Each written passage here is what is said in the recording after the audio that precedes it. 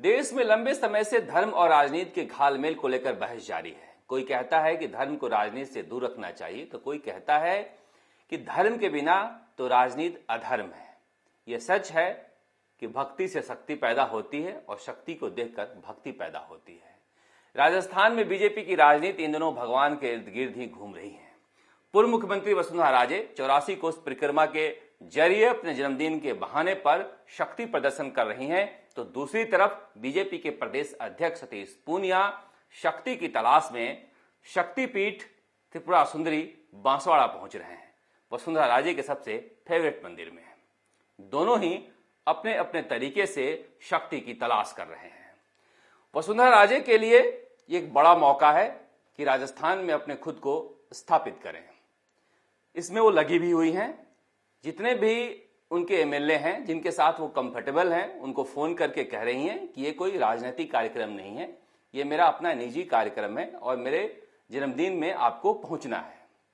जो उनके गुट के लोग हैं वो लगातार कोशिश कर रहे हैं कि ज्यादा से ज्यादा संख्या में लोग वहां पहुंचे, ज्यादा से ज्यादा गाड़ियां पहुंचे।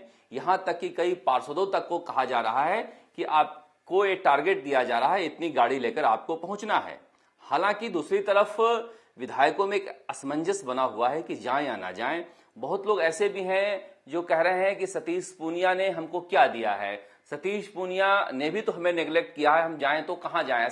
ऐसा ना हो कि सतीश पूनिया हमें पूछे नहीं और कभी वसुंधरा राजे पावर में आए तो हम वहां भी ना रहें। इस लिहाज से कुछ लोग जाना चाहते हैं और एक बड़ी संख्या उन लोगों की भी है जो हाशिए पर रहे हैं। वो चाहते हैं कि यही मौका है, वसुंधरा राजे भी किनारे लगी हुई हैं। अगर अभी नजदीक हो जाते हैं तो क्या पता वसुंधरा राजे की किस्मत अच्छी है और वापस से वो पावरफुल होंगे तो हमारा भी सिक्का चलेगा। तो ऐसे लोग हैं जो इस तरह की सोच अमूमन आपको कांग्रेस में देखने को मिलेगी, लेकिन इस बार यहां पर बीजेपी में देखी जा रही है। देखिए, भारतीय लोकतंत्र की एक और खूबसूरती है। भले ही यूनुस खान मुस्लिम हैं और वसुंधरा राजे के करीबी रहे हैं, लेकिन वसुंधरा राजे के धार्मिक यात्रा का सारा संचालन उनके पूर्व मुस्लिम मंत्री कर रहे हैं। तो ये भी हमारी एक खूबसूरती है लोकतंत्र की, किस तरह से धर्म हमारे आस्था के बीच आड़े नहीं आती।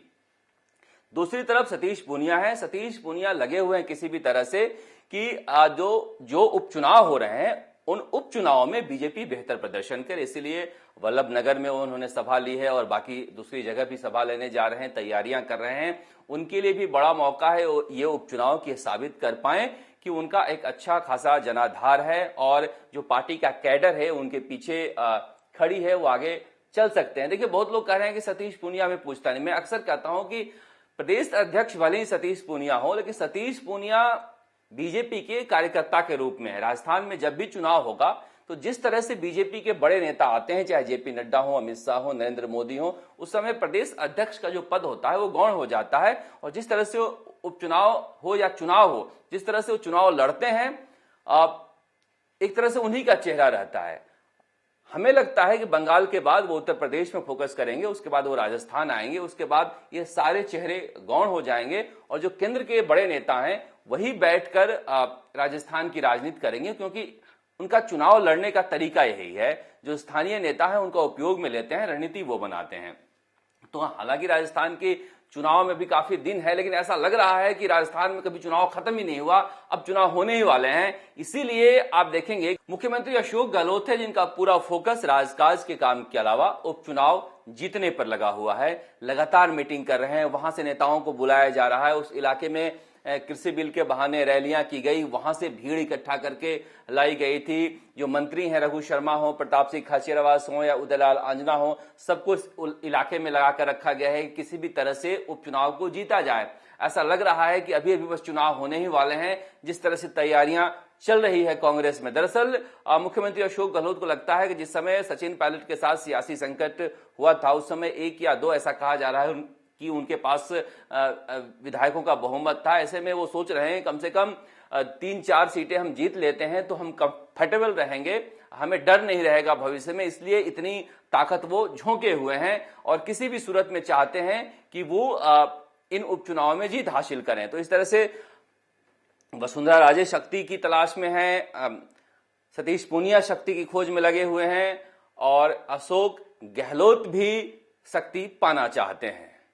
चौथा कैरेक्टर भी है सचिन पायलट का, जिनके ऊपर सबकी निगाहें लगी रहती हैं। मैंने कल कहा था कि सचिन पायलट के यहां जो भीड़ आती है, वैसी भीड़ किसी भी मंत्री या विधायक के यहां नहीं आती है। कुछ लोगों को इस बात पर घोर आपत्ति थी, उन्हें लगा कि मैं सचिन पायलट के पक्ष में पक्षपातपूर्ण खबर दिखा रहा हूं। दरअसल जब हमें यह पता लगा कि सिविल लाइन में वसुंधरा राजे के जन्मदिन को लेकर पोस्टर बैनर टांगे जा रहे हैं, तो हम उस खबर की तलाश में वहां गए थे। उसके बाद आप बीडी कल्ला का बंगला शुरू होता है एक कोने से, दूसरा कोना है जहां पर रघु शर्मा और अशोक चांदना का बंगला है, और आखिरी कोना है जहां पर वसुंधरा राजे और प्रताप सिंह खाचरियावास का बंगला है। प्रताप सिंह खाचरियावास के बंगले पर भीड़ जरूर रहती है, लेकिन इसके अलावा एक विधायक की हैसियत से जो भीड़ सचिन पायलट के बंगले पर रहती है वो अद्भुत है। मैंने वहां पर आए लोगों से पूछा कि क्यों आए हो। एक व्यक्ति मिला मुझे जो अपने साथ साथियों के साथ जैसलमेर के फतेहगढ़ से आया था। दूसरा गुट मिला जो राजपूत थे, वो बीकानेर से आए थे। जैसलमेर से आए लोग मुस्लिम थे, उसके अलावा ब्राह्मण थे जो कुछ फागी से आए थे। मैंने कहा क्यों आए हो यहाँ पर, उन्होंने कहा कि हम देखने आए हैं। तो देखिए, इस तरह का करिश्मा बहुत कम नेताओं में होता है कि इतने दूर से लोग देखने के लिए आते हैं।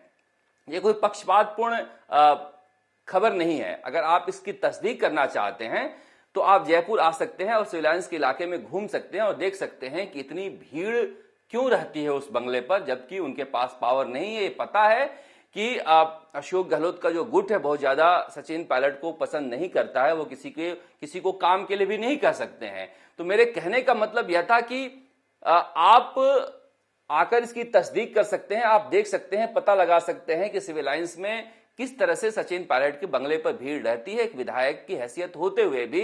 मैं इसलिए कहता हूं कि राजस्थान में दो चेहरे हैं। एक सतीश पूनिया का है जो जमीन पर मेहनत करते हुए दिख रहे हैं, लगातार भागते दौड़ते दिख रहे हैं, दौरा करते रहते हैं, कार्यकर्ताओं के बीच जाते हैं, कार्यकर्ताओं की तरह रहते हैं। जो बीजेपी का मूल स्वभाव है उस तरह का नेता वो दिखते हैं।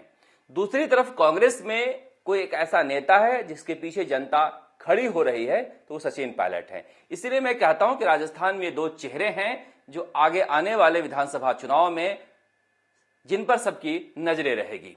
राजस्थान तक के लिए जयपुर से शरद कुमार।